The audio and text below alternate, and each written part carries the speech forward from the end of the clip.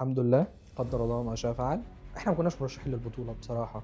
احنا كنا متفائلين بس انه اللعيبه يمكن يعملوا حاجه، لكن احنا كده كنا داخلين البطوله مش مرشحين للبطوله. مش عارف اقول بنبني جيل جديد لان اللعيبه كلها فوق ال 30. احنا الكوره في مصر وحشه قوي يا جماعه، احنا السيستم في مصر بايظ، احنا كل حاجه متدمره ومتدشمله وبايظه، فبنحاول ان احنا نعمل حاجه وحاولنا والله. انا عايز احيي كابتن حسام، عايز احيي اللعيبه، حتى لو ماتش النهارده ما كانش احسن حاجه لا الكابتن حسام ولا للعيبه، بس انا عايز افتكر ماتش كوت ديفوار، عايز افتكر انه احنا في البطوله دي اثبتنا مش لحد، اثبتنا لنفسنا انه على الاقل ممكن يطلع مننا حاجه. مش عارف ايه الجاي، مش عارف ايه اللي هيحصل، مش عارف كابتن حسام هيكمل ولا مش هيكمل، بس انا شايف انه يكمل بصراحه، مش عشان اي حاجه ولكن علشان هو رجع روح المنتخب. انا اول مره من كتير قوي اشوف روح المنتخب، اول مره اشوف الفريق مع بعض على الاقل، حتى لو مش مع بعض في الملعب بس مع بعض بره الملعب في فريق، قادر اشوف انه في ده منتخب مصر.